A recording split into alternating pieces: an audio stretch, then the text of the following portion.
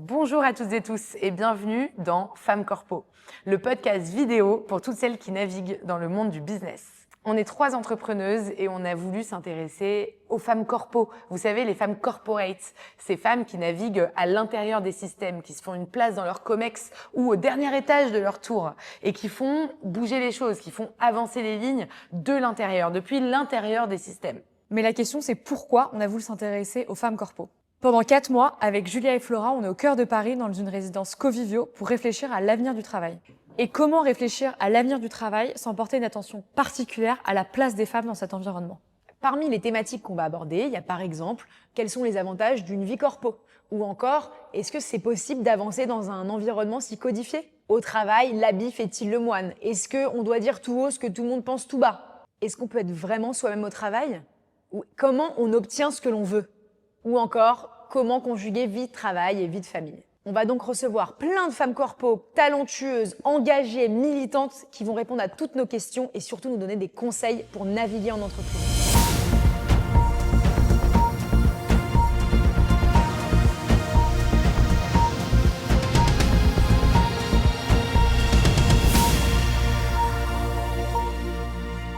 Salut les filles! Bonjour. Ça va? Elle me charrie toujours sur mon salut du début, mais voilà. Bon, Mais il est en essentiel. tout cas, on est ravis de te recevoir, Aurélie Bouet, Tout à fait. directrice de la communication de Boucheron International. International. Excellent, très. Belle précision. Il faut préciser. Merci beaucoup d'être parmi nous. On est trop contente. Tu es dans Femmes Corpo, notre podcast sur Les femmes corpo. dans- Exactement. dans le business. Tout à fait, sans surprise. Première chose, est-ce que tu peux te présenter, s'il te plaît? Donc, je m'appelle Aurélie Bouet Barès, puisque c'est mon nom de femme mariée, mais j'ai toujours gardé mon nom de jeune fille dans ma vie professionnelle. Je travaille effectivement donc dans la maison Boucheron, pour la maison Boucheron depuis maintenant plus de 6 ans. C'est une maison qui appartient au groupe Kering. Et donc, c'est une maison de haute joaillerie. Donc, je travaille globalement dans le secteur du luxe. Tout à fait. J'ai 3 enfants, 2 filles, un garçon. Et qu'est-ce que je vous raconte de plus? Je cours des semi-marathons. Pas mal. J'adore. Après le trail, le semi-marathon. Ouais, c'est vrai. Alors, c'est vrai qu'on remarque effectivement les femmes corpo qu'on reçoit se définissent par leur maternité, ça c'est une première chose, et certaines par leur passion sportive. Semi-marathon, c'est combien de kilomètres? 20 ou 21,5 si tu le fais à Vincennes. Trop stylé. Une grande marathonienne avec nous aujourd'hui. Semi-marathon. Semi-marathonienne, pardon. Moi, je suis pas très forte en J'adorerais, running. mais je pense que je serais incapable de faire des marathons, donc je préfère être humble D'accord. si tu veux, sur le truc. Ok. Et pourquoi tu as voulu ne pas prendre le nom de ton mari au travail? Pourquoi tu tenais à garder ton nom de jeune fille? Eh bien, la question ne s'est même pas posée parce qu'en fait, quand tu es dans ta vie professionnelle, et moi je me suis mariée et j'étais déjà dans la vie professionnelle, en fait, je travaillais déjà, tu perds ton identité immédiatement, c'était très compliqué pour moi. Je ne savais même pas par quel bout le prendre. Donc j'ai dit, en fait, ça va être très simple, je garde mon nom de jeune fille. Et ce qui est assez rigolo, c'est que pour la première fois, donc 25 ans après, quand je suis arrivée chez Boucheron, ils m'ont mis les 2 noms. Ouais. Et j'ai dit, et ils m'ont dit, si, en fait, t'as 2 noms, ton nom de jeune fille, ton nom de femme mariée, on met les 2. Mais j'ai dit, très bien, on met les 2. Mais les 2, ça me va, puisque il y a le premier, Bouet Barès. Bouet Barès. Excellent. Très Voilà. classe. Justement, sur ton nom de jeune fille, on aimerait savoir, parce que dans ce podcast, on s'intéresse donc aux femmes corpo, à comment elles arrivent là où elles en sont. Et toi, tu viens d'où? T'as grandi où? Dans quel milieu culturel, social?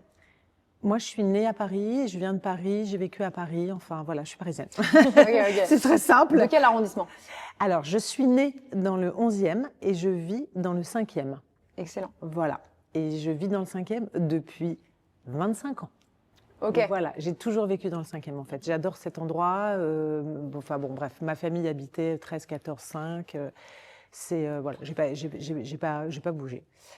J'aime cet endroit, pourquoi? Parce que quand on a des enfants, c'est un village, il y a des jardins, il y a surtout des petits commerçants. Et ça, c'est important pour ce qu'on va se raconter, parce que quand on passe ses journées pas avec ses enfants et donc au bureau, c'est très agréable de les savoir dans un endroit qui est Une safe place. voilà, assez sécurisant. Ok. Voilà. Et ta famille, tes parents bossaient dans quel Alors, domaine? ma maman était professeure de lettres. Je dis était parce que je l'ai perdue, elle avait 15 ans. Et mon papa était député RPR. Ok. Voilà. Et donc, il était fonctionnaire, haut fonctionnaire, il travaillait au ministère de la Jeunesse et des Sports. Donc, il a même travaillé au cabinet de Bergelin, qui était le ministre des Sports quand lui a été chef de cabinet de Bergelin. Ok. Donc ça, c'est mon environnement. Mon papa est parti assez rapidement à Toronto pour développer une entreprise familiale. Ma maman, je vous ai dit, donc voilà. Et tes études, qu'est-ce que tu as fait? Alors, mes études, assez simplement, moi, je voulais être journaliste, en fait, à la base. Je voulais pas travailler dans la communication, enfin, ça ne m'était même pas, ça m'avait même pas effleuré l'esprit. Donc, j'ai fait Sciences Po, et puis j'ai fait le CELSA, et puis j'ai rencontré très rapidement, je donne pas de nom dans ce podcast, mais un journaliste de l'AFP qui venait de monter une toute petite boîte de communication. Et qui m'a dit, si ça t'intéresse, viens, on fait pas mal de contenu. Alors à ce moment-là, le contenu, c'était quoi? Beaucoup d'accompagnement des boîtes du CAC 40, des rapports d'activité, des discours. Il n'y avait pas encore le digital, donc journaux pour les entreprises, pas mal de contenu d'exercice rédactionnel en fait. Donc c'est ce que j'ai fait. J'ai intégré sa boîte. Et c'était extrêmement intéressant parce que du coup, ça alliait en fait moi ce que j'aimais faire, c'est-à-dire écrire, raconter, expliquer, enfin en tout cas de l'information, à la communication que je connaissais peu. Donc lui, il m'a un peu formée à ça. Cette boîte a rapidement été rachetée par un groupe américain qui s'appelle de communication. Et on a fusionné avec la boîte chez qui faisait la même chose et ça a donné une grande boîte. Il y avait, je sais pas, 70 ou 80 personnes. Donc c'était la boîte contenus éditoriaux. Chez le groupe, il était construit, il est toujours construit comme ça, un peu différemment des autres. Il y a une agence par expertise. Donc il y a l'agence de publicité, l'agence de CRM, l'agence de design, l'agence d'événements, l'agence de contenus éditoriaux. Voilà. Et donc moi j'étais dans cette agence-là. Tu faisais quoi en fait exactement? Alors à ce moment-là, donc il s'est passé un petit moment. Donc j'ai un peu évolué dans l'entreprise. Au départ, on était 3 ou 4. Et puis après, ça a grossi. On s'est occupé de plus en plus de clients. Moi, j'avais en charge surtout toute la partie édition. Donc je faisais beaucoup de livres, ouvrages, voilà. Donc ça, j'aimais beaucoup ça parce qu'il y avait une dimension artistique que j'aimais bien. Et très rapidement, en fait, je suis devenue DG de cette boîte. Lui, il était président. Et À quel âge t'es devenue DG? j'avais 30 ans. DG de De l'agence de l'agence éditoriale. Très bien. Voilà. Donc là, j'avais 30 ans. J'avais déjà ma première fille puisque je l'ai eue à 28 ans. C'était challenging. On travaillait beaucoup, beaucoup, beaucoup.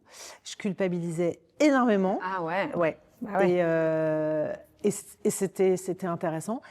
Mais voilà, donc toujours dans cette histoire de culpabilité, j'étais avec mon premier mari à ce moment-là, puisqu'après, je vous donnerai la suite, mais qui était très compréhensif, très attentif et tout, donc lui aussi dans l'univers de la communication, dans l'événementiel, donc beaucoup plus là au quotidien, à la maison, mais beaucoup moins là quand il était parti en voyage. Donc on jonglait un peu. Il y avait donc un président. Le président, c'était le mec que j'avais rencontré historiquement et avec qui on avait monté cette boîte. Et puis, on était 2 directeurs généraux, donc un mec et moi. T'étais la première salariée de la boîte, en fait. Enfin, ou parmi les premières. Parmi les premières. T'as pas été associée Pas du au tout. capital? Non. C'est pas quelque chose que t'as voulu faire? C'est pas quelque chose qui s'est envisagé. J'étais trop jeune, j'étais pas du tout dans ces trucs-là. Mais c'est vrai, vous êtes beaucoup plus aguerris, vous, dans votre génération. Non, mais, Non, mais c'est vraiment. vrai qu'aujourd'hui, je pense que une jeune fille, enfin, en tout cas, je lui conseille, hein, parce qu'on est là pour donner des conseils Ouais, aux c'est femmes vrai. corpo. Aussi, ouais. Donc, en tout cas, je lui conseille, quand on est premier, deuxième salarié d'une entreprise, quand on est jeune, on se sent peut-être pas légitime à demander des départs au capital, mais en général, c'est quand même la chose à faire pour 10 ans après. Surtout que tu sécuriser étais ses arrières. DG à 30 ans, quoi. Ce qui est génial, c'est que tu es la première à m'éclairer cette histoire sous cet angle. Je l'ai jamais envisagé. Ça n'est même pas monté dans mon cerveau. C'est-à-dire que l'idée, c'était super d'évoluer dans la hiérarchie. Bon, moi, c'était pas une finalité. C'était un jour, il m'a dit voilà, vous êtes arrivés à un niveau, je vous nomme les DG tous les deux, avant une réunion générale. Je dis ok, bah, on va annoncer ça sur scène et tout. Bon, bah, très bien. Mais c'était plus une histoire de élargir son périmètre d'intervention, son périmètre managérial, qu'une histoire même de part ou action. Bon, voilà. Et question promotion. Tu as eu une promotion à ce moment-là. J'ai une promotion de salaire. Et tu as négocié cette promotion ou tu as, Non, reçu ce qu'il voulait te donner? Alors, j'ai pris ce qu'il m'avait donné. Et j'ai su après qu'en plus, c'était pas la même chose que le l'autre. DG Il y masculin. avait eu plus l'autre. Quand est-ce que tu t'en es rendu compte? Je l'ai su par hasard et c'était pas très agréable. Et Par hasard t'as dit quelque chose? Non, j'ai rien dit. Attends, mais raconte par hasard, ça veut dire quoi? J'ai su parce que, en fait, j'étais très copine avec le directeur financier qui un jour a fait oups, quoi. Ah, tiens, ah oui, ah ben non, mais en même temps, vous n'avez pas le même salaire. Comment ça, on n'a pas le même salaire? Comment ça, on a Mais même... pourquoi pas le même salaire? L'explication à ce moment-là, c'est que moi, j'étais super jeune, vraiment. Oui, mais vous faisiez le même travail. On faisait, on était tout, Vous aviez le même poste. on était directeur général adjoint tous les deux puisqu'on était adjoints. Il y a toujours eu le fait que lui était un mec avec plus d'expérience. Il y a même une petite histoire assez rigolote à vous raconter, enfin qui m'a pas fait rire, hein, mais qui me fait toujours pas rire. Mais bon, je prends les choses avec plus de philosophie en vieillissant. Donc j'ai su ça, je ne l'ai pas dit. Et un jour, le président de la boîte m'a dit « Mais tu sais, t'es hyper sympa avec lui et tout, avec le DG adjoint. DG adjoint. Mais lui, il n'arrête pas de me dire que t'es complètement immature. » Oh waouh. Et voilà. Et moi, je vous dis ça parce que, en fait, parce que moi, je pense que d'abord, je faisais jeune physiquement, c'est vrai. J'étais jeune et je faisais jeune. Lui, Tu fais encore jeune. Ouais, tu fais encore très jeune, tout c'est le monde le gentil. dit. Bon, c'est gentil, mais bon, là maintenant, ça me sert. Mais à ce moment-là, ça me desservait. Et en fait, ça a été super compliqué cette histoire parce que du coup, je me suis dit, ah bah oui, tout est légitime. En fait, je suis pas mature, c'est normal. Lui, il a plus d'expérience que moi, il est plus âgé. Moi, en plus, je suis jeune. Et s'il ne me trouve pas mature, c'est normal parce qu'en fait, je dois pas l'être.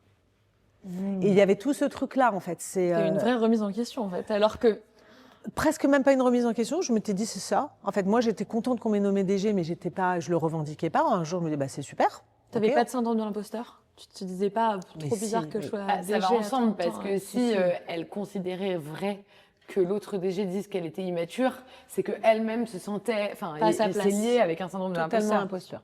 imposteur. Mais est-ce que tu dirais que tu étais une personne ambitieuse à ce moment-là, dans la trentaine, tu avais envie de tout défoncer, entre guillemets, ou tu avais quel genre de personnalité, enfin? Moi, j'ai toujours été quelqu'un qui aimait construire, mais j'ai jamais été carriériste. Je me suis jamais dit, ok, je me suis jamais fait un plan de carrière, vraiment pas, mais vraiment pas. Hein. Je me suis jamais dit, là, il faut que je fasse ça, puis après je ferai ça, puis après je ferai ça. Je l'ai jamais décidé comme ça, je les ai jamais dessinés comme ça. Et en plus, je pense que ça ne m'amusait pas, ça. Moi, ce que j'aimais, c'est construire de gré à gré en fonction de ce qui se passait et élargir mon périmètre. Ça, je trouvais ça hyper intéressant. J'étais effectivement super jeune. Et donc, il y avait à peu près, 70 personnes dans cette boîte, avec des gens beaucoup plus âgés que moi. Et je me sentais pas légitime. Ça, c'est sûr. Managérialement parlant, en leur donnant des conseils et des choses comme ça, ça a été assez compliqué. L'étape d'après, elle est encore plus. Parce que le président de cette boîte, donc on était chez moi, j'étais hyper à l'aise dans un univers de groupe. Voilà, c'est comme ça, j'étais hyper à l'aise, je me sentais bien, j'aimais beaucoup le fait qu'il y ait d'autres agences avec nous, j'aimais pas tellement quand on était indépendant, je trouvais ça hyper riche, on est 1000 chez des rues d'Amsterdam, donc voilà, et c'était hyper intéressant, on croisait plein de métiers et tout, et en fait le président de la boîte, lui, était plutôt pas du tout câblé pour ça et aimait pas en fait, aimait pas le fait de reforecaster les résultats. Donc tous les trimestres on présentait les résultats aux actionnaires, on présentait nos stratégies et voilà et c'est fait oui voilà tous les trimestres et en fait lui il aimait pas, il aimait l'indépendance, il aimait créer, c'était un entrepreneur vraiment dans l'âme, ce que moi j'étais pas en fait et il est parti. Et ils m'ont nommée présidente de la boîte. Et l'autre, DG? Voilà, on y arrive. Donc entre-temps, C'est de la folie, le retournement de situation. voilà. Alors, entre-temps, ce qui s'est passé, c'est que donc j'avais un DGA, puis il y a un troisième qui est arrivé au moment où le digital arrive et tout, un expert du digital qu'on a nommé un troisième DGA. Donc on était 3 avec le président s'en va, et les deux me disent, toujours pas de nom, faut que ça soit toi. Faut que ça soit toi, faut que ça soit toi, faut que ça soit toi. Enfin, il n'y a que toi qui peux le faire, il n'y a que toi qui peux le faire et tout. J'ai dit, Mais sincèrement, il disait ça. il n'y a que toi qui peux le faire. Ok. Et donc j'ai dit ok, je vais le faire. Je m'entendais extrêmement bien, beaucoup plus qu'eux avec le board et donc les actionnaires. J'étais celle qui était le plus en lien, en relation avec toute la transversalité de nos jobs et avec les CEO des autres maisons, enfin des autres agences, pardon. Et donc j'ai dit ok, je le fais. C'est un peu compliqué parce que c'est au moment où je divorce. Là, à ce moment-là, j'ai 2 filles. Donc, il y en a une deuxième qui est née, entre-temps. Toujours un peu compliqué. Moi, les 2 fois où j'ai annoncé le fait que j'étais enceinte, les 2 fois, on m'a claqué la porte à la figure, hein, quand même. En me disant, genre... Mais attends, parce qu'à ce moment-là, tu es toujours chez... Tu as déjà annoncé 2 fois que tu étais enceinte. Oui. Et comment on t'a claqué la porte à la figure? Je voulais te dire, je vais être enceinte. Ah, ok, clac. Ah oui. La question était plus, comment ça va se passer, quoi? Oui, c'était pas félicitations. Ouais, Non. Mais, puis, Ah ouais. Alors ça, moi, j'ai une amie à qui c'est arrivé il y a l'année dernière. Donc ça arrive encore. Moi, je gère Ouais. beaucoup de femmes. Moi, j'augmente des femmes en congé maternité, maintenant. Ouais, C'est fou. ça, c'est compliqué parce que elle, enfin vraiment, ça a été dur. Elle lui a dit, mais t'es folle, t'aurais pu me dire avant que tu prévois. En fait, elle a une espèce de manager en burn-out. Du coup, elle lui a dit, mais comment je vais faire sans toi? T'aurais pu me prévenir que t'avais ce projet. Et elle lui dit, bah non. Oui. Elle était débordée. J'avais pas vie prévu privée, de dire quoi. à ma boss que je envisageais de faire un enfant avec mon Non. conjoint. Enfin, tu vois, c'est ma vie privée. Bien sûr. Et en fait, c'est dur parce que c'est une bonne nouvelle, mais c'est une nouvelle qui chamboule quand même beaucoup, surtout quand c'est une première grossesse. Donc quand ton boss, que tu admires quand même un peu, parce que dans le cas de mon amie, elle admirait, enfin c'est sa boss quoi, du quotidien, et pas contente pour toi, bah du coup tu te demandes si c'est la bonne décision. Enfin Ça remet presque en cause ton choix. ça remet en question affreux. ta grossesse qui est déjà en cours. Donc c'est hyper difficile en fait. Et t'es restée. Enfin, Ah bah tu t'es même pas dit. Non, je me suis même pas posé la question. Oui. J'avais, t'as encaissé, quoi. premier enfant, Anna. Ok, ils m'ont regardé genre, t'es sérieuse? Je dis, oui, je suis Oui, très sérieuse. Non, mais par contre, ouais, c'est- Voilà. Et la deuxième, c'était pareil. Mais la deuxième, je me souviens vraiment, il a claqué la porte et tout. Je me dis putain, c'est quand même violent. Quoi, Ah de ouais, claquer d'accord. la porte. T'as pris combien de temps de congé maternité? Donc, j'ai pris le Minimum. minimum. J'ai pris 3 mois. Et c'est intéressant ce que tu disais tout à l'heure. Tu disais que tu étais DG et que du coup, ensuite présidente, de ce que je Ouais, comprends. oui, tout à Et fait. que du coup, c'était compliqué de manager des gens plus jeunes. Plus ou âgés. Plus âgés. Et surtout aussi peut-être des hommes, je sais pas. Comment tu as géré ça? Comment tu as géré le fait de manager très jeune, en tant que femme, une équipe, une grosse équipe, hyper hétérogène, quoi? J'ai pris tous les murs. Hmm. Ça, pris- ça ouais. force l'apprentissage. Ah ouais, J'ai pris vraiment tous les murs. Et consciente que je les prenais. Ok. Mais bon, je l'ai fait, voilà. Et j'ai trouvé ça franchement hyper intéressant même de pouvoir vous le raconter. C'est pas grave de se prendre les murs en fait, parce qu'en plus on peut pas imaginer qu'on va se les prendre parce qu'on les anticipe pas, parce qu'on les connaît pas, parce qu'on apprend tout à ce moment-là. Donc là, DDB en fait donc les 2 autres me poussent, je prends la présidence, DDB me nomme, enfin ils sont très contents, tout ça, ça se passe très bien. Ça s'est toujours très bien passé avec les actionnaires en fait, avec même le board de DDB. C'était moins facile avec les 2 autres qui ont commencé à prendre ombrage une fois que j'ai été présidente. Donc les murs, c'est quoi? Quand on est jeune manager, il faut se faire coacher. Il faut vraiment se faire coacher parce que il y a des codes, il y a vraiment des codes. Les gens n'ont pas demandé à ce que tu deviennes leur manager quand c'est une mobilité interne.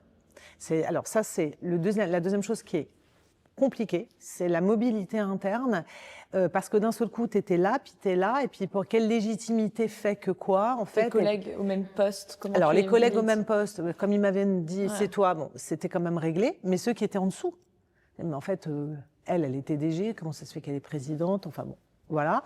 Donc ça, c'est compliqué. Alors, il faut se faire coacher parce que souvent, le costume est assez grand, un peu trop grand, et il faut pouvoir l'habiter.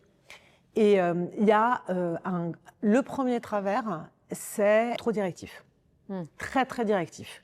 parce que très stressée, donc avoir envie que les choses avancent vite, clairement, précisément. En tout cas, moi, c'est le type de management que j'avais à ce moment-là. Je ne vous écoute pas, on avance les gars. On avance, on avance, on avance. On a tel objectif, il faut reforecaster, il faut arriver avec tel pourcentage de profit. Enfin voilà, c'était. Donc les deux autres, pas du tout OK avec l'histoire de c'est trop directif maintenant. Et en dessous, ne comprenant même pas. Et en plus, ils aimaient tous beaucoup le président qui était parti. Voilà, donc il y a eu un mélange. L'enjeu de remplacer aussi. L'enjeu qui est de pas facile. remplacer, qui n'est pas du tout facile. J'étais une femme, c'était un homme.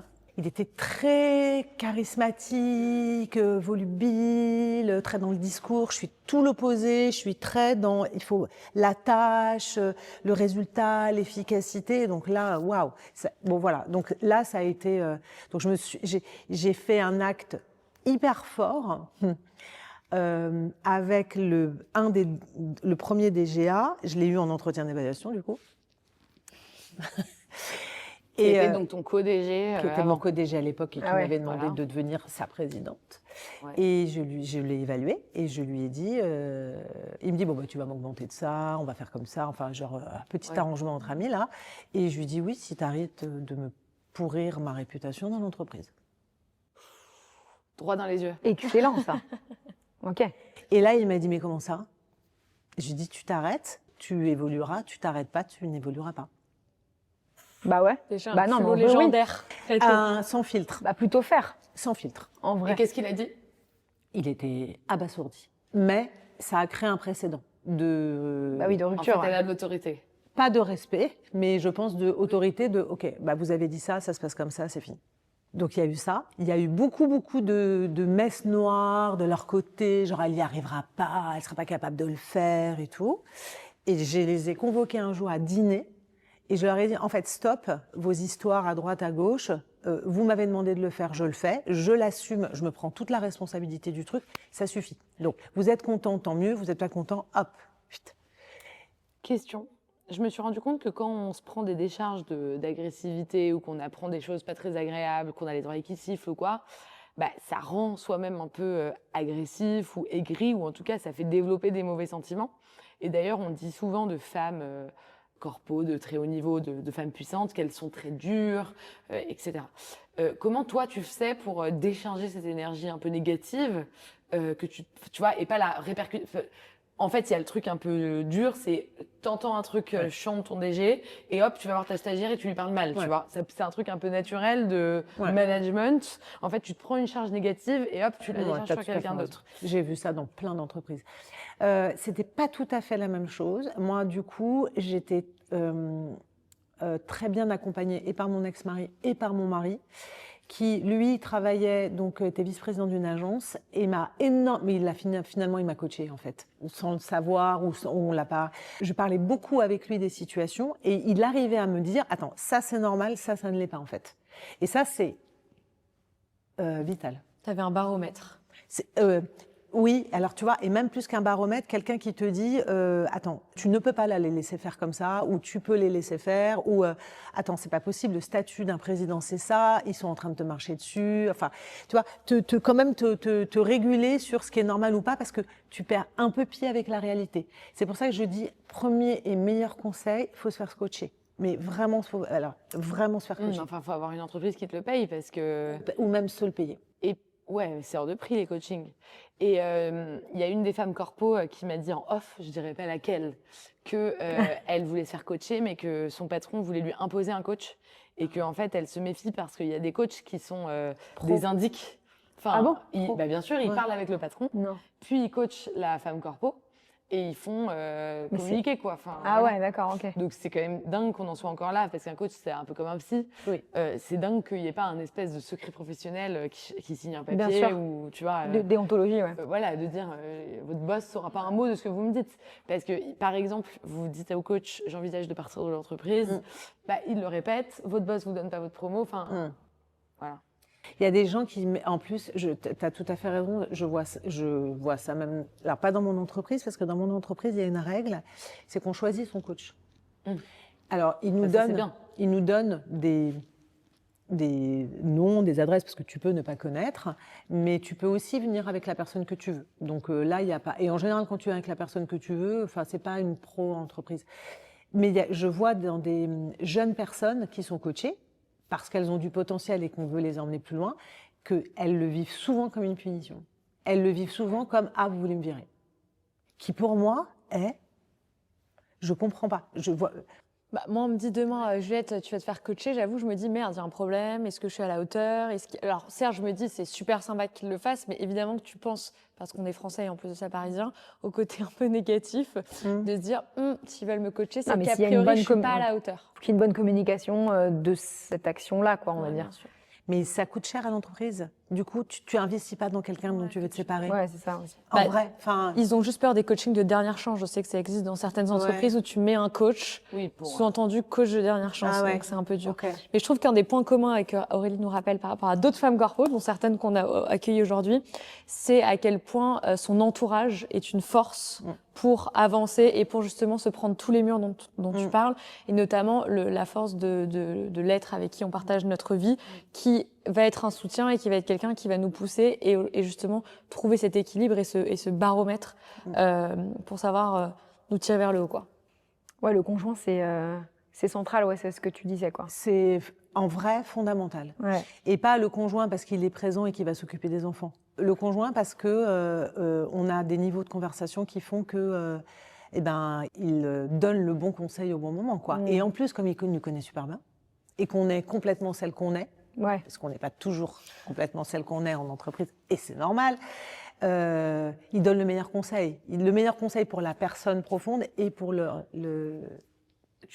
Tu dis qu'on n'est pas totalement celle qu'on est en entreprise. Est-ce que tu trouves, toi qui as une longue carrière, que c'est bien de pas mettre trop de familiarité en entreprise parce que on n'est pas là pour élever les cochons, mais on est là pour travailler ensemble?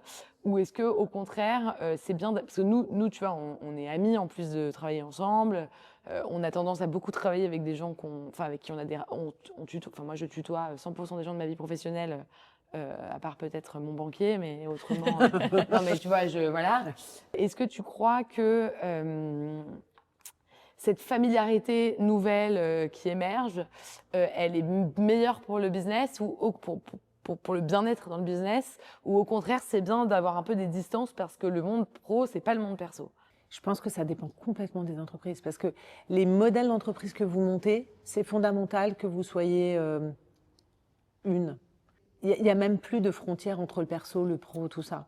Il n'y a pas, parce que c'est des modèles très entrepreneuriaux et vous avez besoin d'être entière dans tout ce que vous faites. Ce n'est pas tout à fait le cas de toutes les entreprises. Moi, je pense que ce qui est important, d'abord, on ne s'entend pas avec, dans une entreprise, une grosse, on ne s'entend pas avec tout le monde. Donc, on n'a pas forcément envie de partager sa vie privée avec tout le monde. Moi, je sais que j'ai des collaborateurs super proches, d'ailleurs, que j'emmène de boîte en boîte. Il y a des gens qui, il y a des gens, il y a des gens qui me suivent. Voilà, parce qu'on collabore super bien. Là, on se connaît très très bien. Mais c'est vrai que c'est porte fermée dans le bureau. Voilà, c'est plutôt ça. Après, ce qui est important pour moi, je trouve, c'est pas tellement familiarité, pas familiarité, se connaître ou pas. J'ai aucun souci avec ça. Moi, plus on se connaît, je trouve, plus c'est productif, intéressant, à tout point de vue épanouissant. C'est la distance avec les problèmes qu'il faut mettre. Si on doit mettre une distance, c'est la distance avec les problèmes générés par le boulot. C'est plus ça. Ah oui, dans la vie perso. Dans la vie perso, dans la vie pro. Oui. Parce que par moment, quand on se connaît super bien et tout, il peut y avoir une situation qui arrive et c'est dramatique pour tout le monde. Donc c'est là où je dis, le problème c'est qu'on est tous embarqués dans cette espèce de drame. Alors que si on est tous un peu... pas tout à fait étranger, mais qu'on ne se connaît pas si bien que ça, quand un problème arrive, chacun le prend un peu avec distance. C'est le problème. Donc je dis attention à garder la bonne distance par rapport à l'univers professionnel. Et le monde de la communication, c'est quand même un monde où il y a beaucoup de femmes, ou je me trompe? Tu te trompes pas. Et en plus, tu bosses dans une boîte où il y a aussi beaucoup de femmes. Oui. Quel regard, toi, tu as sur les relations entre femmes? Est-ce que tu trouves qu'il y a une vraie sororité? Au contraire, tu trouves que parfois on se tape un peu dans les pieds? Je ne sais pas si j'ai déjà raconté dans Femme Corpo, mais moi, les retours les plus durs que je me suis pris des concours d'éloquence, ça a toujours été par des femmes, mais vraiment tout le temps. Ouais. et des retours hyper durs. La robe, regardez mademoiselle, parce que j'avais les bras croisés, vous êtes incapable de recevoir la critique. Enfin, il fallait une femme en finale. Enfin, je n'ai que eu des retours vraiment extrêmement négatifs de la part de femmes. Du coup, je me dis, à la fois, en effet, et on vise ça, il faut qu'il y ait de plus en plus de sororité et de solidarité entre les femmes. Et à la fois, je pense qu'aussi dans le monde de l'entreprise, potentiellement que parfois on se casse un peu du sucre les unes sur les autres ou pas? Dans l'entreprise dans laquelle je suis aujourd'hui, pas du tout. Je le vis pas du tout comme ça, je le vis, alors c'est sororité extrême, c'est hyper intéressant, c'est aligné professionnellement, aligné humainement sur les valeurs, mais c'est des cas, j'en suis très consciente, ultra exceptionnels en fait. Privilégié. Exceptionnels. Et chez du coup, tu nous as raconté un certain nombre d'anecdotes, mais est-ce qu'il y avait quand Je même t'ai de la... pas donné la meilleure. Ah, excellent. Et ben on est là pour l'écouter. Chez déjà, il y avait quasiment que des hommes, on était 2 femmes, 3. Il y avait 11 agences, on était 3 femmes. Donc le reste des mecs. J'étais évidemment la plus jeune parce que j'avais 30 ans. Et alors tous les lundis matins, en fait, on se retrouvait dans une espèce de grande salle, hyper intéressant parce qu'on se voyait du coup tous les présidents se voyaient tous les lundis matins. Et on échangeait les business, sur quoi on était, et on faisait du cross-business. Et c'est hyper intéressant. Et d'ailleurs, c'est le seul endroit où j'ai pu faire ça et c'était très riche. Il y a eu une des 2 autres femmes qui m'a dit, Aurélie, tu es au milieu d'hommes, je te le dis, il faut que tu choisisses ta posture. Je venais d'arriver au milieu d'eux et elle m'a dit, tu sais, c'est pas très compliqué. Soit tu es enfant, soit tu es séductrice. Ah, je croyais que tu allais me dire soit t'es homme, soit t'es séductrice. Parce qu'il y en a qui en proposent de devenir des hommes aussi. Ouais, mais là, enfant, c'est particulier aussi. Ouais, c'est un Enfant rapport ou hyper chelou. séductrice. C'est-à-dire, soit ils te paternent, soit tu te mets sous leur aile et c'est paternaliste, Soit ils te sexualisent. soit ils te sexualisent. Je ne sais pas quel est le bon Quelle est choix. la troisième option, la pire? Et je lui ai dit, et toi, t'as fait quoi? Toi, t'as fait quoi? Et elle me dit, bah moi, écoute, c'est très simple. Je suis arrivée, j'ai demandé quelle était la voiture, le modèle de voiture qu'avait le président du groupe. Et j'ai pris le modèle au-dessus. Excellent, j'adore. C'est génial. Ah bah et oui. Et je lui dis, bon bah donc toi, t'as fait l'homme en fait. L'homme plus que l'homme. Voilà, exactement ce que tu dis. Et elle m'a dit absolument. Mais elle me dit, je regrette. Parce que finalement, on est très différents et j'ai pas envie de me battre à armes égales, enfin, qui ne sont pas égales. Et tout. Voilà. Donc, ça, c'est une première chose que je voulais vous dire et qui est intéressante chez L'autre a été très intéressant. Il y a eu un des 2 DG qui un jour est venu me voir. Il m'a dit, écoute, voilà, moi, c'est très simple, je suis amoureux de toi. Ça arrive aussi. C'est pour ça que je préfère le dire. Je suis amoureux de toi et si je vais pourrir ta réputation pour que tu partes parce que je ne peux plus supporter de te voir. Ouais, donc le même qui déjà te faisait une sale réputation. Ah, très toxique, ouais. Qui t'a dit d'arrêter. C'est impossible, je ne peux pas. Donc moi, je ne peux pas t'avoir sous mes yeux, je ne peux pas, je n'y arriverai pas, donc je vais faire en sorte que tu partes. Et c'est ce qu'il a fait? Bah non, parce que Je suis devenue présidente. Oui, J'étais non, mais déjà- Elle l'a viré. Non, mais Même pas, j'ai rien fait. Je lui ai dit, écoute, je suis désolée, t'es mariée. Voilà, moi j'étais en train de divorcer, donc il a dû sentir une fragilité chez moi et je lui ai dit, mais ça a été une horreur. Après, ça a duré vraiment, son ambiguïté, doute, pétage de câble a duré 1 mois et après il est revenu à la raison. Mais ça a été des moments assez complexes. Voilà, ça, c'est des situations aussi qui sont assez difficiles à gérer parce que finalement, il me demandait de régler son problème. ouais, bah oui. Alors que toi, tu découvert. Voilà. Et alors que moi, il n'était pas question qu'il se passe quoi que ce soit, donc voilà. Voilà. Hommes et femmes. Moi, je fais pas. Alors, il y a des différences évidemment entre les hommes et les femmes. Moi, j'ai eu des présidents hommes et j'ai eu des présidentes femmes. Je pense que c'est pas une question de sexe pour moi, c'est une question de personnalité. Il y a des personnalités. Et alors, quand on dit personnalité, c'est une question de valeur. Mais je pense que c'est pour tout le monde. Alors, on met valeur très au-dessus. Mais valeur, oui. Alors, on ne partage pas tous les mêmes valeurs au sens où on n'aime pas tous la même chose. Je travaille avec quelqu'un là. Quand je l'ai rencontrée pour la première fois et qu'on a parlé 1 heure de sa vision et ce qu'elle voulait faire, 100% de ce qu'elle disait résonnait en moi. 100%. Je vous donne des exemples concrets. Elle me dit, tu vas faire de la communication, je déteste le mensonge. Est-ce qu'on peut ne pas raconter du bullshit et vraiment raconter les choses vraies? Moi, je voulais être journaliste. Je dis, moi, c'est ce que je veux faire, c'est ce que j'aime.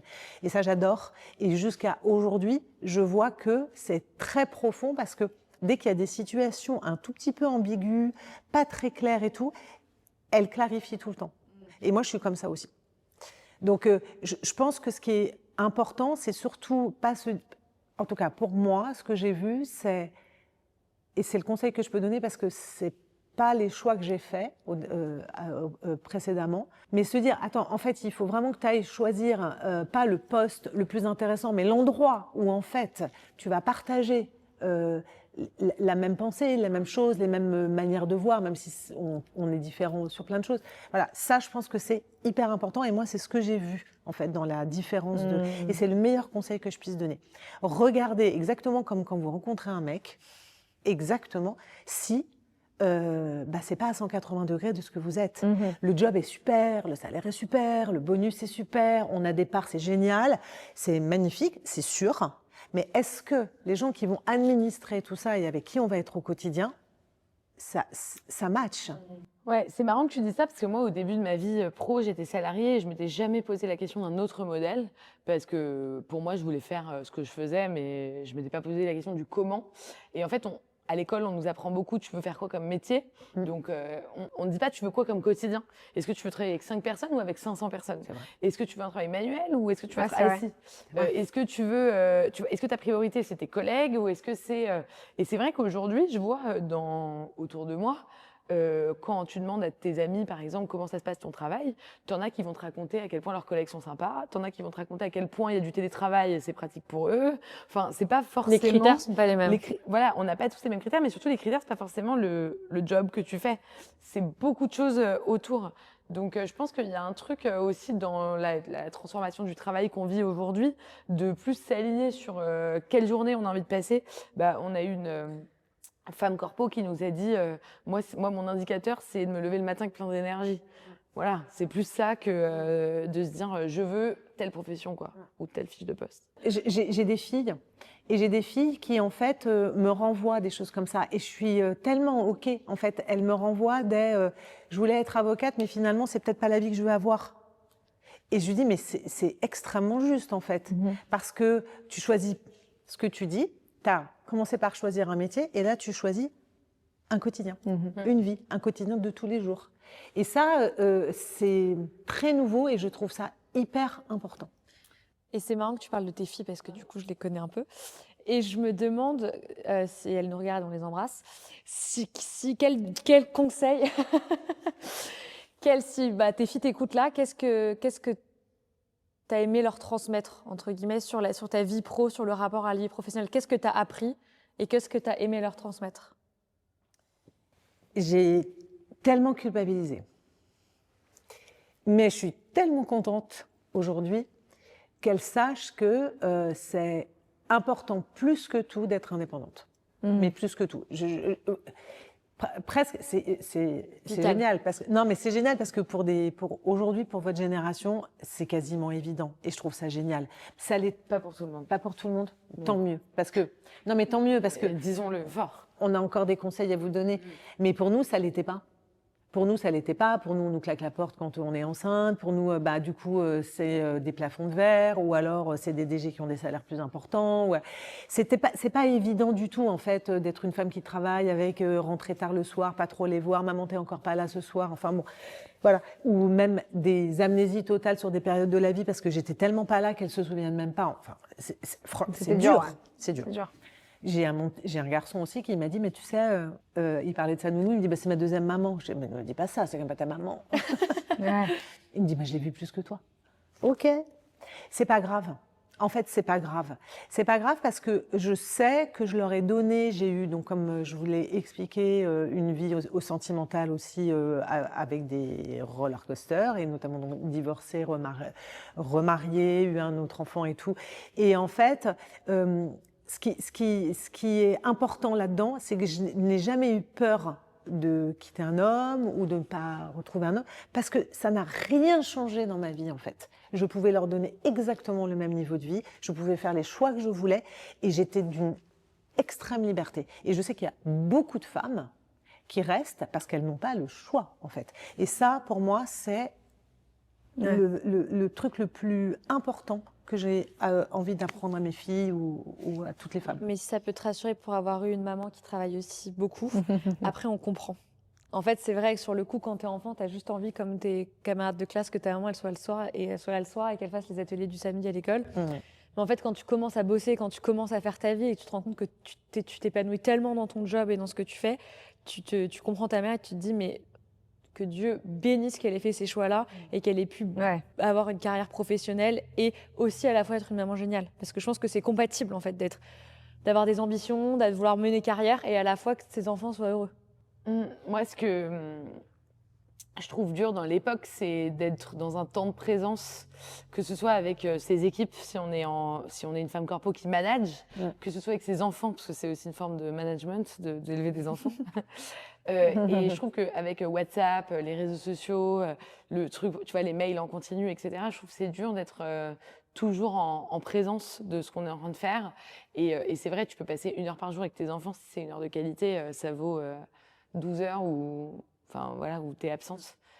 Voilà, je sais pas comment, toi, ça a bouleversé aussi. Elles sont sur leur téléphone toute la journée, donc c'est pas Oui, donc elles aussi, elles sont pas là. Personne n'est là, en fait. Non, en fait, Personne n'est là. ce que ça donne aujourd'hui, merci Juliette, parce que c'est vrai qu'on sait maintenant, elles ont 28 et 25, donc elles sont devenues des femmes et des adultes.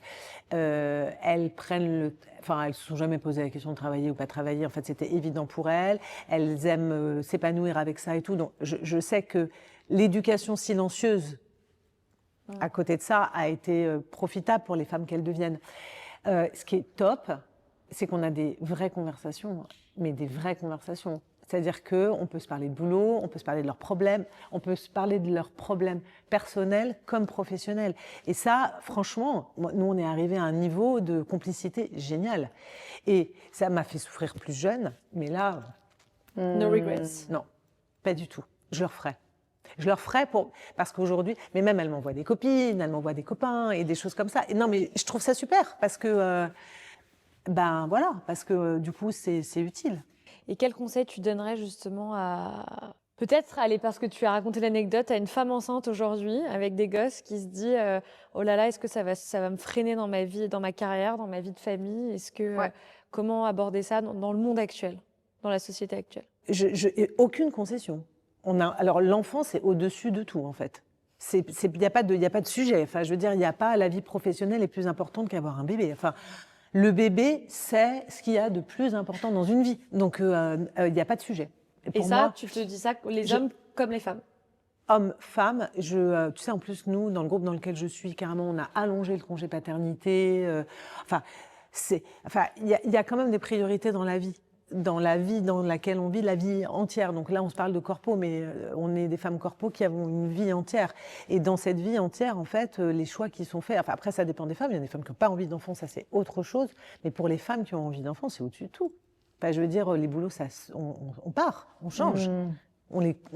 Les gens qu'on rencontre qui sont toxiques, ils sortent de notre environnement un jour. Ça n'existe plus. Mais les bébés, non. Ouais. Mais comment, toi qui as quand même du recul sur ta carrière, quand on a une opportunité peut-être qui peut se présenter, tu sais, maintenant on parle beaucoup du FOMO, Fear of Missing Out, c'est la peur de rater une opportunité ou de rater un événement. Quand on veut faire un enfant, par exemple, on sait que du coup, on va prendre un congé, on va se mettre un peu en retrait. Comment on gère le FOMO professionnel? Enfin, est-ce que si c'est le moment où tu allais avoir ta promotion ou le moment où un problème allait se débloquer, il y a quand même des... Non, il n'y a pas à caler son calendrier de maman sur le calendrier de l'entreprise. Déjà, c'est impossible. Il y a le bon moment avec la personne avec qui on est. C'est tout. Il n'y a que ça qui compte. Tout le reste, ça ne sera jamais le bon moment. Puis en plus, on vous dira que c'est pas le bon moment parce qu'il y avait ça. Ça sera jamais parce qu'il y a à la fois les managers qui évidemment ne voient que leur intérêt, donc vous allez leur manquer, donc c'est super chiant, voilà, c'est sûr. Et puis il y a les autres femmes qui peuvent pas avoir des enfants aussi, donc qui vous renvoient aussi un truc.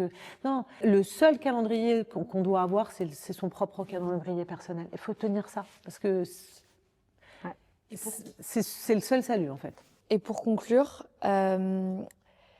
On s'est dit que c'était une question qu'on a envie de te poser, notamment un conseil qu'on voulait avoir. J'ai le sentiment que toi, ça a toujours été très intuitif pour toi dès le départ, en fait, d'affirmer ta voix, de te démarquer, de dire au mec, en fait, tu me claques pas la porte au nez et je vais te virer si tu continues à me saouler.